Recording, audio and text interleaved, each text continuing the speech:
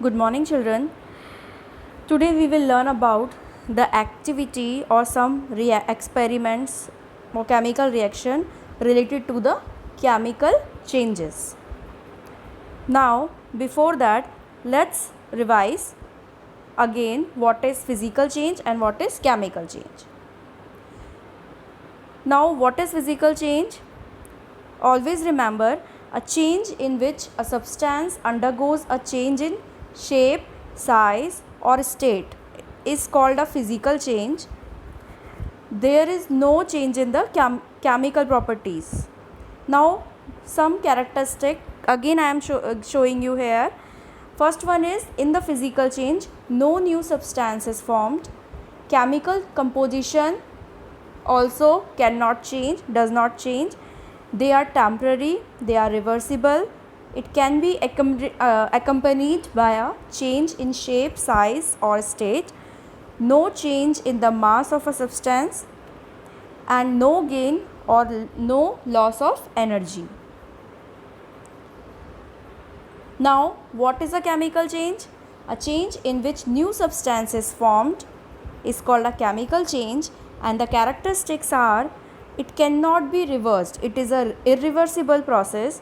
In this, new substance is formed, change in color of the reactant, evolution of a gas, absorption of heat and formation of precipitate. So based on last these 4 points, in your book few activities are given, few experiment is given. So today I will teach you that activities only. First activity is based on change in color. As it is mentioned in the characteristic, you can see change in color of the reactants. Means after chemical reaction, whenever any reaction is going on, after chemical reaction the color of the product will remain the change.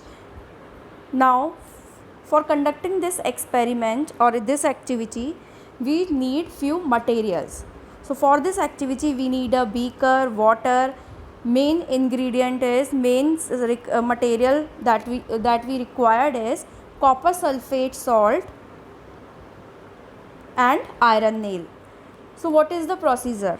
So first we have to make a solution of copper sulfate. So copper sulfate is a salt which is blue in color. So we have to fill a beaker half with water and add a spoon of copper sulfate into it. When we will stir it, it will turn into a blue colored solution. Now some solution we have to pour in a clean test tube and keep it aside inside the test tube stand. Now take one clean or new iron nail and put it inside the copper sulfate solution and observe its color. Now after leave this setup undisturbed for some time, for half an hour, for 1 hour, and then note the color of the solution, blue solution of a copper sulfate. So after few hours, when you will see, this blue color solution of copper sulfate will turn into light green color. So this change in color from blue to green conclude that when we will add an iron nail into the copper sulfate, a new substance is formed which is a ferrous sulfate. So this green color solution now turn into ferrous sulfate and copper gets deposited on a iron nail. I have added one picture also in this slide, so you can easily distinguish, you can easily see the blue color after displacement reaction. It is a kind of displacement reaction when copper is displaced by iron is displaced by copper. Okay, so we will get the green color ferrous sulfate. Next 13 activity is to show that a chemical reaction may result in the form of precipitate. So you should remember that precipitate will settle at the bottom of the test tube. So for this we need some material like 2 test tube, we need barium chloride salt, water and sodium sulfate. So when we will take barium chloride and sodium sulfate, when we will mix it into in the test tube, then we will get salt of barium sulfate, which settle down at the bottom of a test tube in the form of PPT, precipitate, and we will get sodium chloride. So reaction is also given.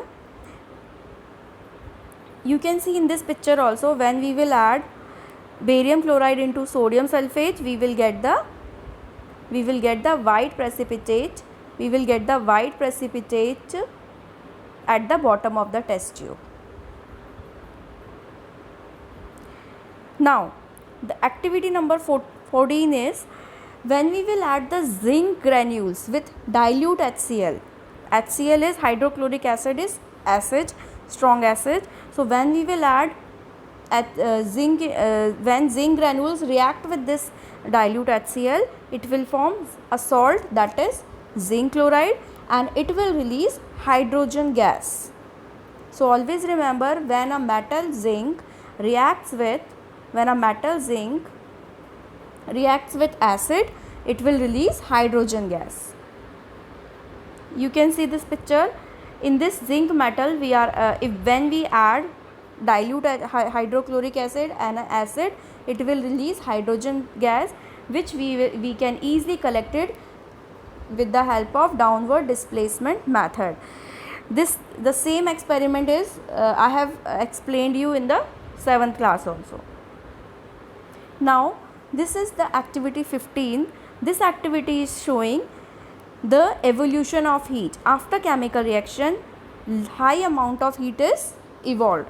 So whenever you can see in this, we need a magnesium ribbon, a sandpaper, burner, candle, and a pair of tongs. So with the help of pair of tongs, when we will hold the magnesium ribbon and when we will burn it, magnesium ribbon, it will produce magnesium oxide, plus it will produce a high amount of heat. So it is generating heat, means this is a reaction of exothermic reaction. It is a exothermic reaction. Same as when any carbon compound, whenever we burn a coal also, in the presence of oxygen, we will get the carbon dioxide gas, and it will also release a high amount of heat. So both the examples are the exothermic reaction. Now activity number 16 is showing endothermic reaction. Absorption of heat means endothermic reaction. So for this we need material, a test tube, so solid calcium carbonate salt, and a burner. So whenever we in a test tube take a calcium carbonate and heat it, when you will heat it, it will release carbon dioxide gas, and what we will get? We will get calcium oxide. So limestone or calcium carbonate, when we heat it, it breaks down into calcium oxide and carbon dioxide gas. So this reaction is a example of decomposition reaction. Remember in 7th class decomposition reaction, whether one reactant split into two products. So this is a example of decomposition reaction. So children, you got the idea that how after the chemical reaction, how we can see, we can observe the change in color, whether the heat is released or it is absorbed, or how it form a precipitate or a solution. Thank you. Have a nice day.